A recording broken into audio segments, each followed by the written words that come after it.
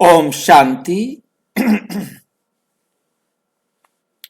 ब्रह्मा कुमारीज में पति पत्नी का संबंध और इसका विषय आज चौथा विषय है।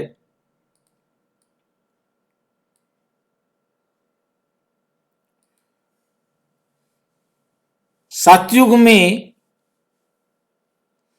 सेक्स जरूरी नहीं,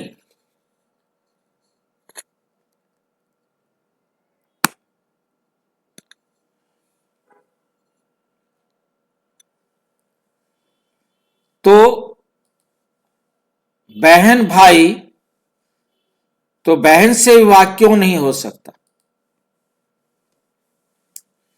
जब सेक्स जरूरी नहीं तो बहन से विवाह क्यों नहीं हो सकता?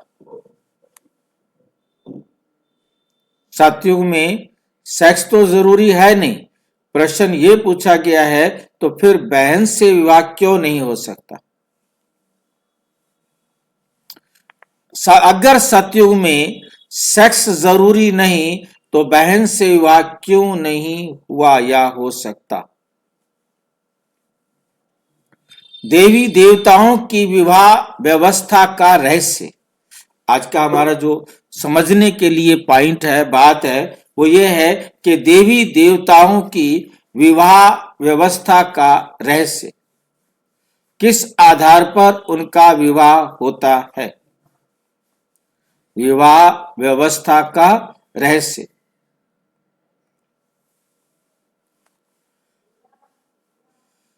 डिस्क्लेमर है कि ये वीडियो किसी धर्म, परंपरा, परिवार व्यवस्था या वैज्ञानिक सिद्धांत का खंडन नहीं करता।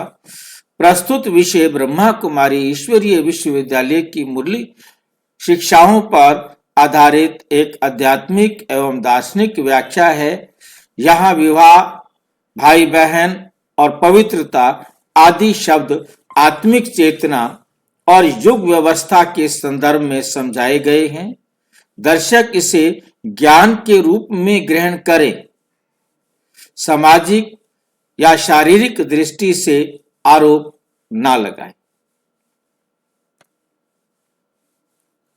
ये प्रश्न क्यों बहुत महत्वपूर्ण है? ये प्रश्न क्यों बहुत महत्वपूर्ण है?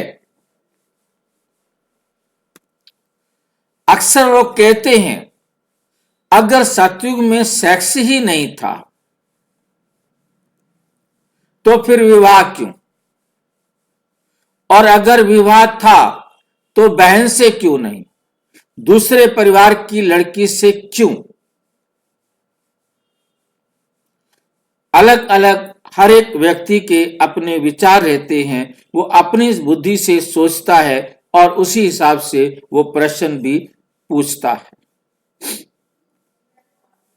ये प्रश्न साधारण नहीं बल्कि देवी देवताओं की पूरी जीवन प्रणाली को समझने की कुंजी है। इससे हम ये समझ पाएंगे कि देवी देवताओं की किस प्रकार से वहां का क्या वातावरण रहता है, क्या पर्यावरण रहता है, उन सब बातों को समझने की कुंजी है।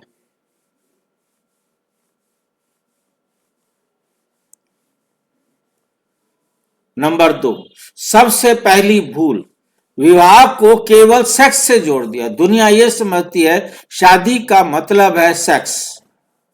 सबसे पहली भूल जो हुई है आज मनुष्य के अंदर, यही हुई है कि उनकी बुद्धि में बैठा हुआ है शादी का मतलब ही है सेक्स, सेक्स से जोड़ देना। आज की दुनिया में विवाह शारीरिक संबंध, आज की दुनिया में क्या समझते हैं? विवाह का मतलब है शारीरिक संबंध।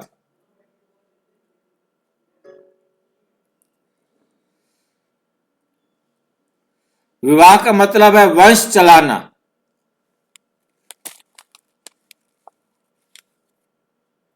विवाह का मतलब है शारीरिक संबंध, विवाह का मतलब है वंश चलाना।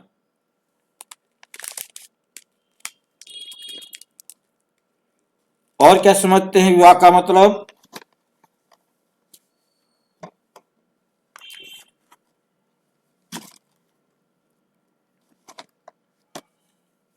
और विवाह का मतलब क्या समझा जाता है? ये एक सामाजिक अनुबंध है, सामाजिक नियम है,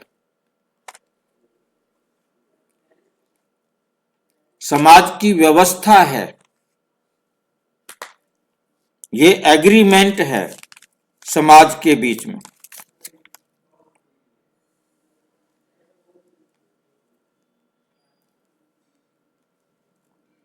लेकिन सतयुग में विवाह का अर्थ ही अलग है।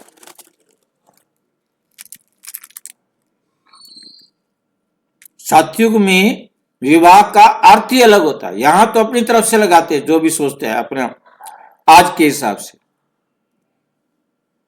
मुरली, देवी देवताओं की जीवन पद्धति संपूर्ण निर्विकारी है।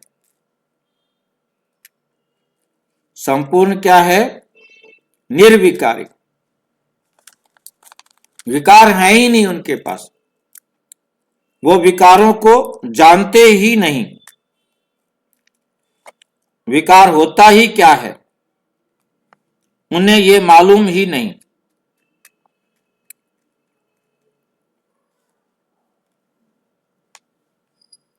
इसलिए यदि हम कलयुग का चश्मा लगाकर सतयुग को देखें तो क्या प्रश्न सुलझेगा कि उलझेगा?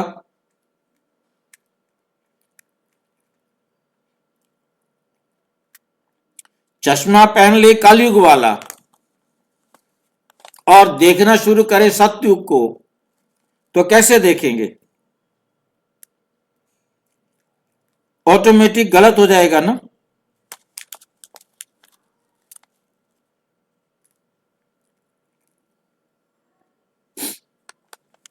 सतयुग में विवाह क्यों करते थे?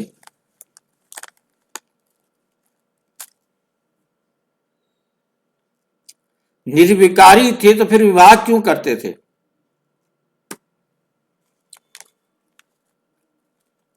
मुरली के अनुसार विवाह का उद्देश्य राज्य व्यवस्था थी।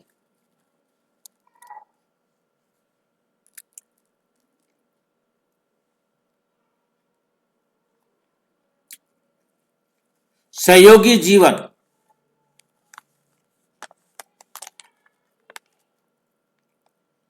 समान संस्कार का मिलन,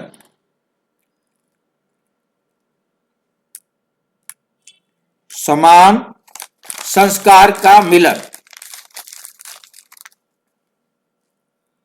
समाज का संतुलन बनाए रखना, समान संस्कारों का मिलन होता था, और सहयोगी जीवन, एक दूसरे के जीवन में सहयोग देना, एक दूसरे को सहयोग देना।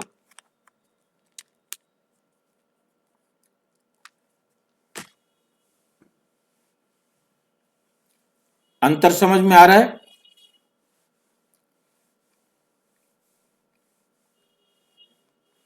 सतयुग में एक दूसरे के सहयोगी बनना, समान संस्कार, बराबर के संस्कारों का मिलान करना। दोस्ती कैसे होगी? समान संस्कार वाले मिलेंगे ना, जिनके संस्कार आपस में मिलते होंगे उनका ही मिलन होगा, और उनका उद्देश्य होगा समाज के अंदर संतुलन बनाए रखना।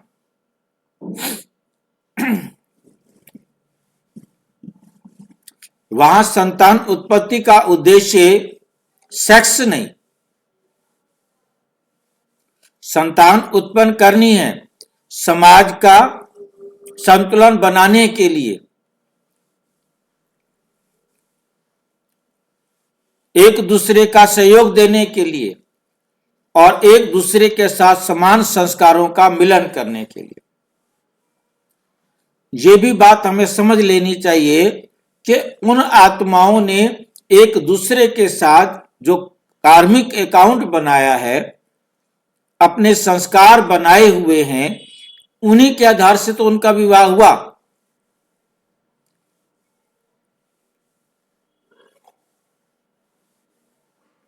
और विवाह होगा। साकार मुरली 21 मार्च 1968। देवी देवता पति पत्नी हैं, लेकिन विकार नहीं है।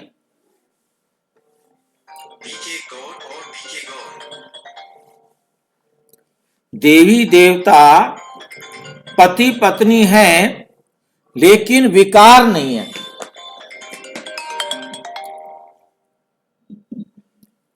देवी देवताओं का वहां आपस में एकदम निर्विकारी संबंध होता है। विवाह का मतलब सहयोग होता है, भोग नहीं। वहां विवाह का मतलब क्या होता है? एक दूसरे को सहयोग देना। सिर्फ सहयोग। आज सहयोग क्या है? आज जीवन का मतलब क्या होता है? भोग। और वहां भोग है ही नहीं।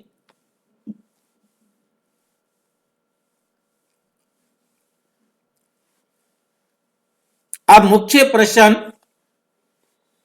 बहन से विवाह क्यों नहीं किया? फिर भोग नहीं है तो फिर बहन से विवाह क्यों नहीं, जब भोग है ही नहीं?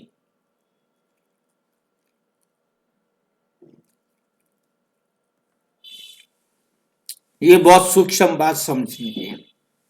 ये बात जो है बहुत सूक्ष्म है समझने के लिए।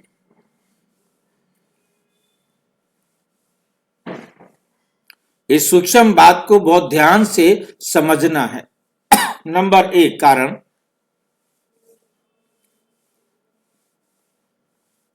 भाई बहन का संबंध आत्मिक स्मृति का प्रतीक है।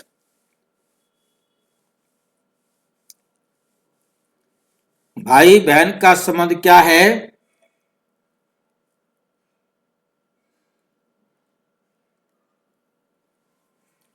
आत्मिक स्मृति का प्रतीक है।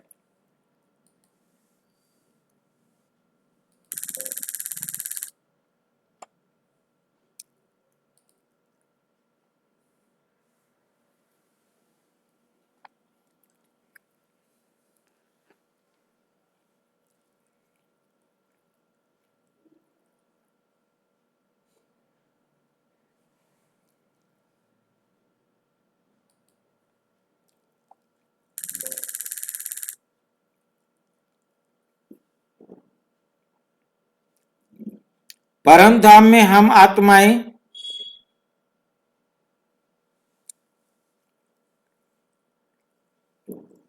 परम धाम में हम आत्माएं कैसे होती है?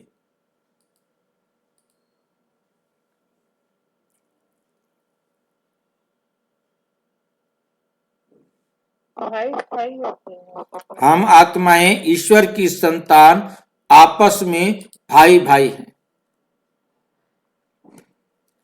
और यहां प्रजापिता ब्रह्मा के बच्चे हम क्या बने हैं? आपस में भाई बहन। इन दोनों संबंधों को हमें याद करना है। इन दोनों संबंधों को हमें याद करना है। हम आत्मिक दृष्टि से आपस में भाई भाई हैं और एक परिवार में जन्म लेने से हम आत्मा स्त्री पुरुष के शरीर में होने के कारण भाई बहन।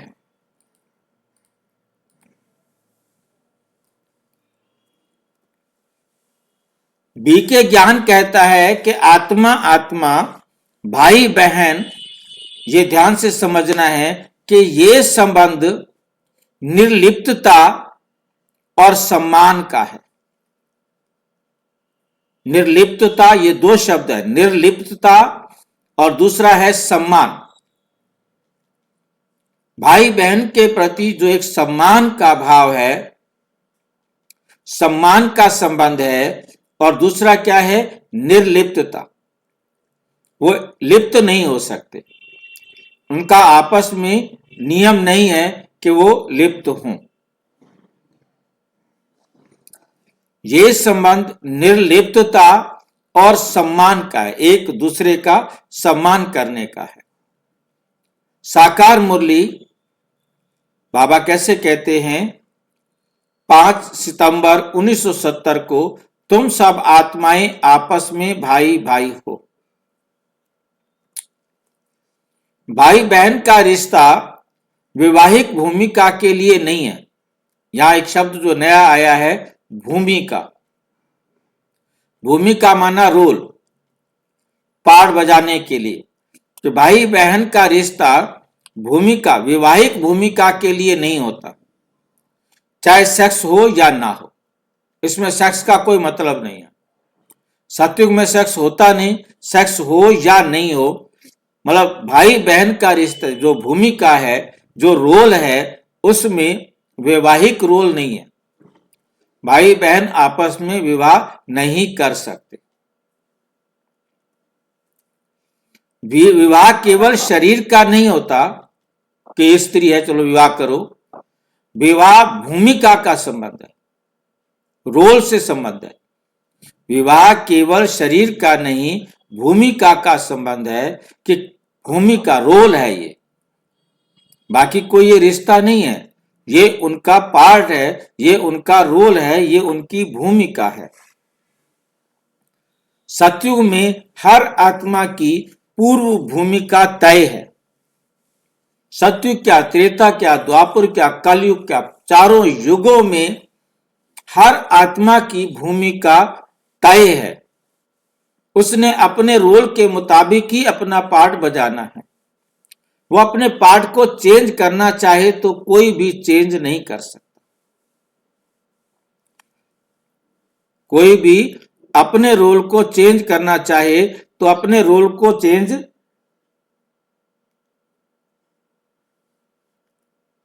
नहीं कर सकता।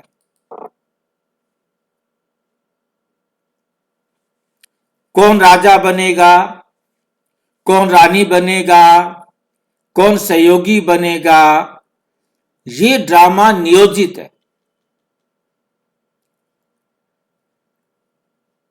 ये ड्रामा उसी अनुसार ही चलता है। साकार मुरली। भाई जी, बोलो। जैसे संकल्प आए, संकल्प में संकल्प से होता है ना, वहाँ पे जो बच्चा होता है संकल्प से होता है। वो बात अलग है, संकल्प से बच्चा, वो बात अलग है। ये बात है विवाह की। बच्चा पैदा, संतान उत्पत्ति की बात नहीं है। इस प्रश्न में ये प्रश्न पूछा है उसने कि वहां दूसरे परिवार की लड़की के साथ शादी क्यों करते हैं, अपनी बहन के साथ कर ले, बच्चे तो पैदा करना है, विकार में तो जाना ही नहीं है। पूछने वाले का विकार वाली बात से ही पूछ रही थी भाई जी कि वहाँ पे संकल्प से बच्चा होता है तो आई कॉन्टेक्ट तो होता होगा ना। वो क्वेश्चन नहीं है ना बहन जी यहाँ पर। वो क्वेश्चन हाँ उस हाँ, क्वेश्चन में करना जहां उसका जवाब देना ठीक रहेगा। यहाँ पर इसका जवाब देने पर क्वेश्चन के विषय से हम अलग हो जाएंगे। हाँ जी, ठीक है ना। जहां वो क्वेश्चन आएगा तो वहां उसकी बात करना अच्छा रहेगा। हाँ जी, ठीक है। हर आत्मा अपना पार्ट बजाती है। इसलिए विवाह समान कुल, विवाह किन के बीच में होगा, नंबर 1 समान कुल, समान संस्कार, समान पद। विवाह ऐसे नहीं होता। आजकल तो सिर्फ सेक्स या लस्ट के पीछे पागल है दुनिया, कलयुग का चश्मा चढ़ा रखा है, परंतु वहां ये तो होता ही नहीं ना। वहां तो विवाह का नियम था, आज वो नियम सारे खत्म होते गए हैं, अंधे हो गए हैं। विवाह समान कुल में, समान संस्कार और समान पद। एक तो समान कुल, समान संस्कार और समान पद, उनके बीच में विवाह होगा, के आधार पर होता है। रक्त संबंध के आधार पर विवाह नहीं होता। भाई बहन का खून एक है, रक्त संबंध के आधार पर विवाह नहीं होता। विवाह का आधार है, जो सतयुग के अंदर होता है, समान कुल, समान संस्कार, समान पद। क्योंकि उन्होंने एक नए परिवार को जन्म देना है, एक नया घर बनाना है, नई सामाजिक व्यवस्था को तैयार करना है। विवाह करना केवल संतान उत्पन्न करना नहीं,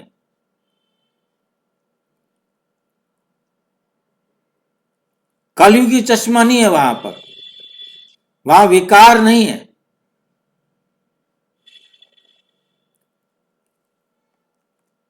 यहां विवाह की बात है तो यहां रक्त संबंध के आधार पर भाई बहन का विवाह नहीं होता। बहन से विवाह का प्रश्न वास्तव में किस चेतना से उठता है? क्यों यह क्वेश्चन उठा कि बहन से विवाह क्यों नहीं हो सकता?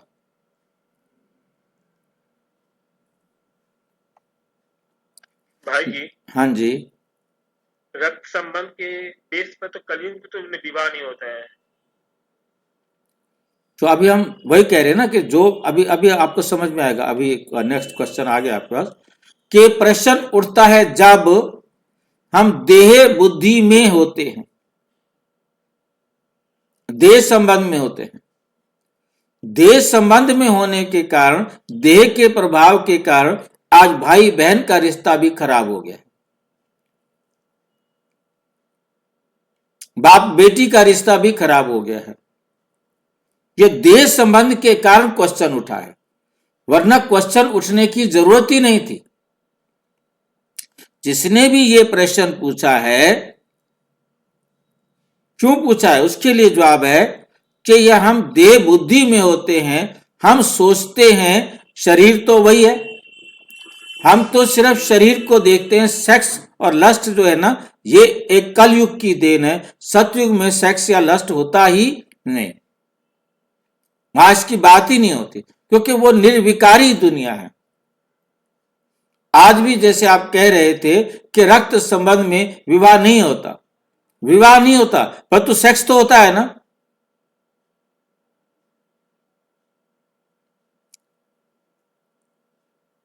मुसलमान भाई बहन शादी कर सकते हैं ना, क्योंकि उनको सिर्फ सेक्स से संबंध है। वो विवाह समझते हैं, सेक्स के लिए विवाह है, संतान उत्पत्ति के लिए नहीं है। संतान तो हो जाएगी, फिर रोते रहते क्योंकि संतान होगी इतनी सारी।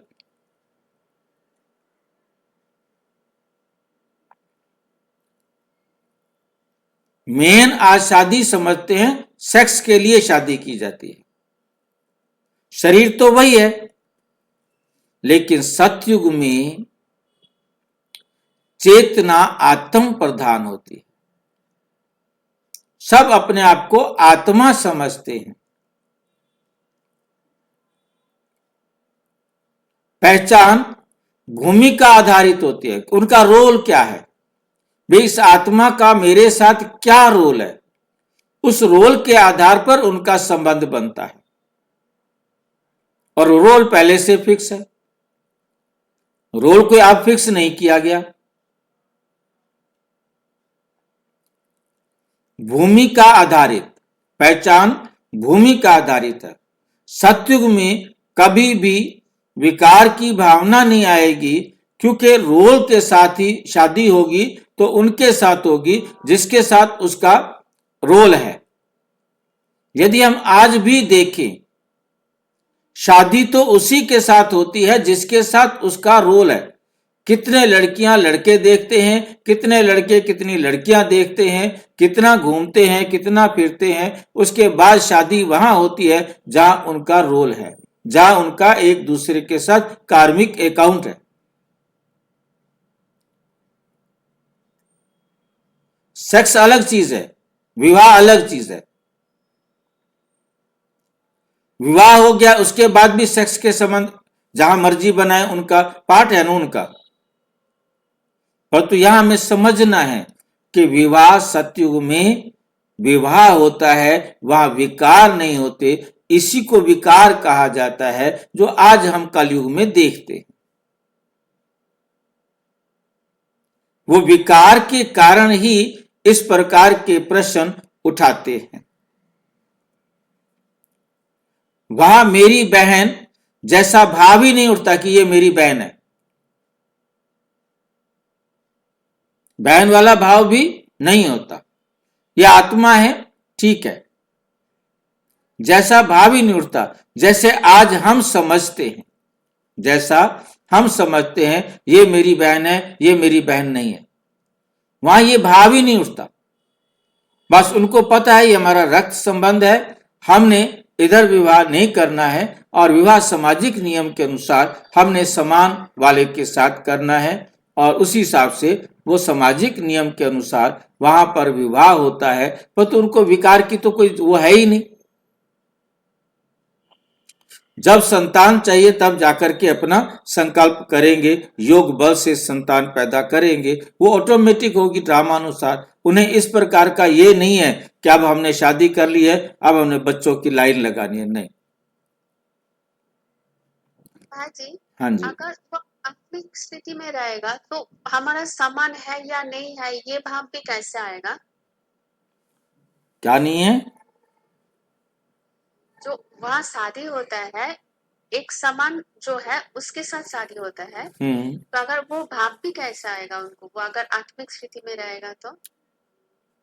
पहले दिन यही प्रश्न हमारा पहले दिन खड़ा हुआ था कि पहले दिन जब वो उठकर बाहर आएंगे, एक दूसरे को नहीं जानते, एक दूसरे का नाम भी नहीं पता उनको कि किसका क्या नाम है, और पहले दिन ही उनका आपस में मिलना किस आधार से होता है? आ तो गए, खड़े हो गए कि नई दुनिया में हम ही हैं। अब क्या करना है, कौन क्या है?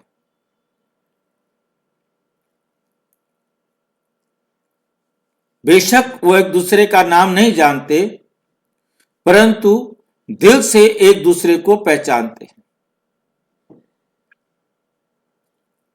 उनका कार्मिक अकाउंट उनको एक दूसरे के साथ बोलने का, बात करने का, व्यवहार में आने का कारण बनता है।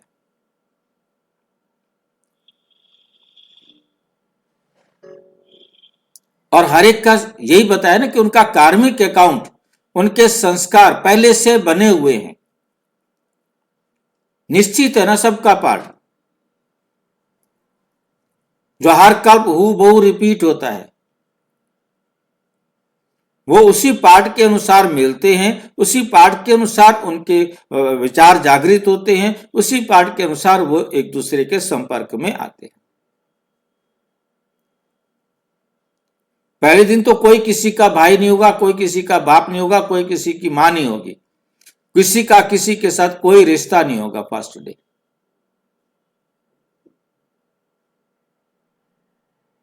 क्योंकि उनके मां बाप संपूर्ण पवित्र नहीं थे, उन्होंने पवित्रता से जन्म नहीं लिया था, तो उनका शरीर छूट जाना है। अब राधा और कृष्ण का विवाह जो सबसे पहला हुआ, क्योंकि विवाह के विषय में चल रहा है, तो पहले दिन लक्ष्मी नारायण का विवाह होता है, उनको राजगद्दी पर बिठाया जाता है। उनका विवाह किस आधार पर हुआ? उनके माँ बाप भी नहीं है, ना नारायण के माँ बाप हैं, ना लक्ष्मी के माँ बाप। कैसे विवाह हुआ उनका पहला? सभी स्त्रियां, किसी को नहीं पता कि मेरा कौन भाई है, किसी का कोई भाई नहीं वहां, किसी की कोई बहन नहीं, सिर्फ स्त्री और पुरुष हैं और एक दूसरे से बिल्कुल अनजान है।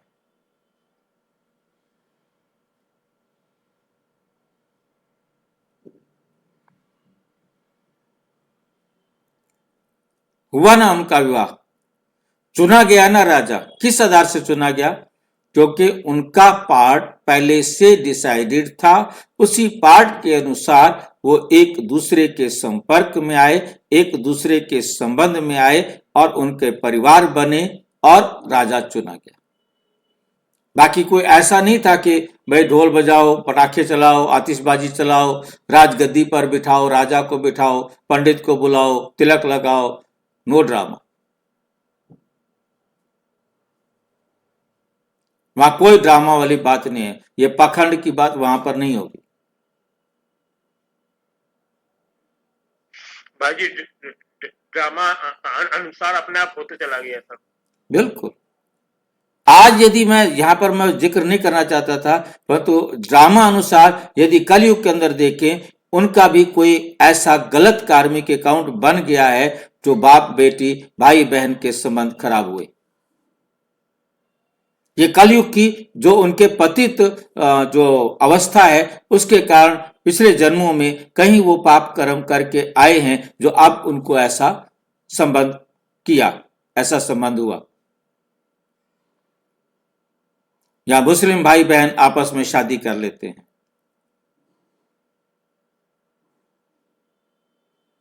ये भी उनका कार्मिक अकाउंट है, विकारी कार्मिक अकाउंट है, विकर्म का अकाउंट है। भाई जी सिर्फ मुस्लिम में नहीं हो रहा, अभी दलितों में भी हो बस रहा मैं मोटी सी बात, ज्यादा उधर मैंने करना नहीं चाहता था, परंतु इशारा काफी है, मतलब समझ लेना है हमें कि भी ये जो है ना उनका कार्मिक अकाउंट है, पाप कर्म का हिसाब किताब है, तो वो भी उनको बराबर करना है ना, नहीं करना है? ना करना तो पड़ेगा, करना पड़ेगा। कितने केस है हमारे पास, ठीक है? वो हिसाब किताब है। किसी जन्म में उसने गलती की, अब उसने गलती कर दी, हो गया हिसाब बराबर। हिसाब तो बराबर करना पड़ेगा ना। ये सारी गलतियां जो हो रही हैं, ये जो दुख दिया हुआ लिया जा रहा है, ये अपना ही हम कर रहे हैं, अपना ही बना रहे हैं, अपना दे रहे हैं। सतयुग में ऐसा कोई भी दुख का हिसाब किताब नहीं होता, निर्विकारी जीवन होता है। इसलिए उदाहरण के लिए ऑफिस का उदाहरण दिया, आप समझ पाएंगे। मान लीजिए ऑफिस में दो कर्मचारी दोनों साथ साथ काम करते हैं, क्या वो भाई बहन है? नहीं। वे भूमिका है साथी की कि हमने मिलकर के ऑफिस में काम करना है। अब हालांकि सतयुग में ऑफिस होते ही नहीं, पर सतयुग में जहां भी उन्होंने जिस प्रकार का भी काम मिलकर के करना है, तो वो करेंगे ना काम। अब उनका काम सिर्फ एक सेक्स तो नहीं रह गया ना। यदि कलयुग का चश्मा चढ़ा हो तो आज तो ऑफिस में भी काम करने वाले आपस में एक दूसरे के साथ उस नजर से रहते हैं कि नहीं रहते, वो उनका पार्ट है, उनका रोल है।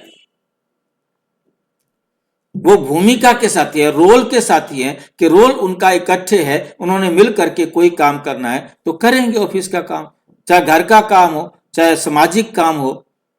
ये तो नहीं कि शादी करना ही है जरूरी। उसी तरह सतयुग में पति पत्नी राज्य साथी होते हैं। राज्य साथी का मतलब समझ रहे हैं?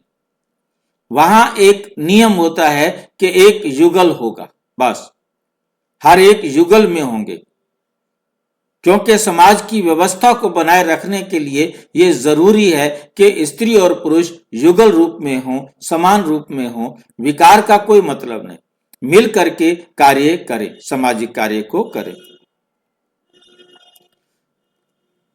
भाई बहन आत्मिक समानता का बोध होगा। वहां तो जो नए बच्चे पैदा होंगे वो भाई बहन कहलाएंगे, परंतु वहां जो पहले दिन आए उनमें से कोई भाई बहन नहीं था, कोई किसी का मां बाप नहीं था, कोई चाचा ताऊ काका नाना मामा कोई नहीं था। कितनी वंडरफुल बात है। ये मुरली के शब्द है। अभी मुरली कब आएगी मेरे सामने दोबारा तो मैं आपको दिखा पाऊंगा।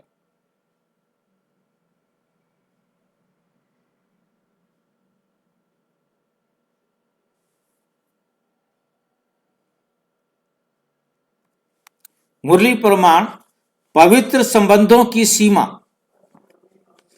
मुरली प्रमाण है कि पवित्र संबंधों की सीमा 2 फरवरी 1972 में पवित्रता से ही उच्च पद मिलता है। अव्यक्त मुरली है 30 जनवरी 1984 की। संबंध आत्मिक हो, देह आधारित नहीं। कितनी गंभीर लाइन है बाबा की। 30 जनवरी 1984 की मुरली में बाबा क्या कहते हैं? संबंध आत्मिक हो, देह आधारित नहीं। हमारे संबंध कैसे होने चाहिए? आत्मिक दृष्टि से। देह कोई भी स्त्री है पुरुष है, हमारा इससे कोई मतलब नहीं, क्योंकि देह की दृष्टि नहीं है, आत्मिक दृष्टि है, रूहानी दृष्टि है। तो देह की दृष्टि नहीं है, तो देह के आधार पर संबंध कैसे बनेगा? देह हमें कोई आकर्षित ही नहीं करता, देह का आकर्षण ही नहीं है।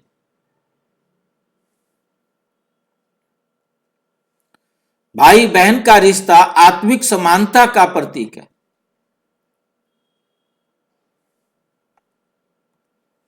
और विवाह सहयोगी भूमिका का। नोट करना है, इस बात को विशेष रूप से समझना है कि विवाह जो है वो सहयोगी भूमिका है।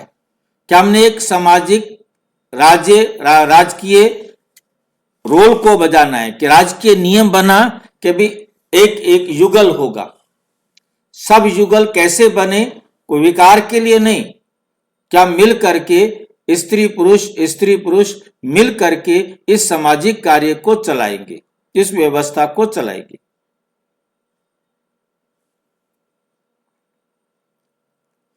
भूमिका है वो संबंध है। पति पत्नी का कोई रिश्ता नहीं होता। यह पहला रिश्ता एडॉप्टेड होता है। इस पृथ्वी पर सबसे पहला रिश्ता एडॉप्शन से होता है। उसने उसको अपना साथी सहयोगी बनाया, उसने उसको अपना साथी सहयोगी बनाया भूमिका के आधार पर, क्योंकि उनका रोल था। उसी रोल के आधार पर वो मिले, वो जन्म के आधार पर नहीं। जन्म तो वो देंगे तब भाई बहन होंगे।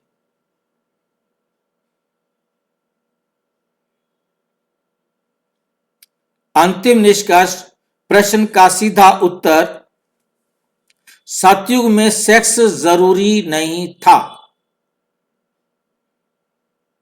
लेकिन व्यवस्था, मर्यादा और भूमिका जरूरी थी। व्यवस्था, मर्यादा और भूमिका, 3 चीजें हैं जो बनाया गया नियम संसार का, वो ये था पहला। इसलिए विवाह हुआ, व्यवस्था के लिए, सामाजिक व्यवस्था के लिए विवाह हुआ।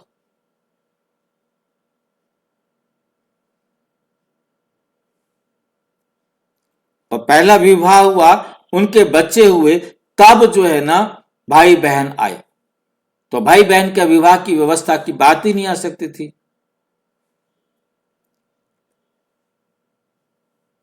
बहन से नहीं, क्योंकि वो भूमिका नहीं है, वो रोल नहीं है। ये सामाजिक रोल है, पति पत्नी का एक सामाजिक रोल है। भाई बहन का सामाजिक रोल नहीं, वो संबंध का है, आत्मिक संबंध है। वो एक बाप के बच्चे हैं, उनका रूहानी संबंध है, जिस्मानी संबंध है। परंतु ये विवाह जो है ये क्या है? व्यवस्था है। पति पत्नी कभी पैदा नहीं हुए, ना होंगे।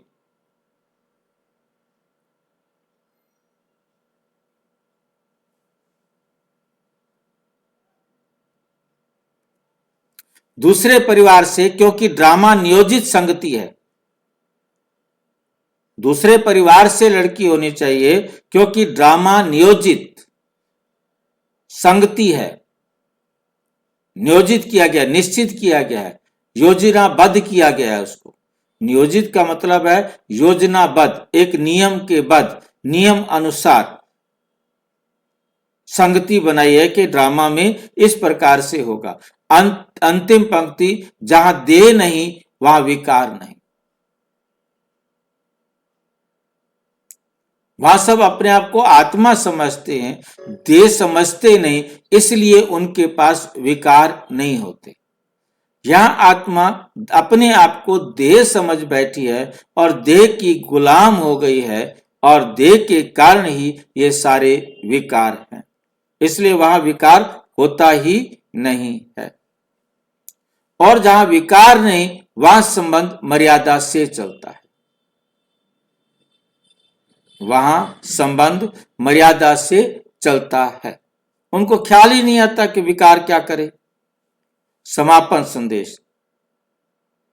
सतयुग की दुनिया हमारी कल्पना से नहीं चलती, ईश्वरीय नियम से चलती है। सतयुग की जो दुनिया है वो परमात्मा के डायरेक्शन अनुसार चलती है, परमात्मा द्वारा समझाए गए, बनाए गए उनके संस्कारों के आधार पर चलती है, ईश्वरीय नियम से चलती है। अच्छा, ओम शांति। और विस्तार से जानने के लिए प्रजापिता ब्रह्मा कुमारी ईश्वरीय विश्वविद्यालय के किसी भी सेवा केंद्र पर संपर्क करें, और यदि कोई प्रश्न है तो 9213106986 पर केवल आरटीआई या टेलीग्राम करें। 9650692270 पर केवल व्हाट्सएप करें, फोन नहीं। ओम शांति।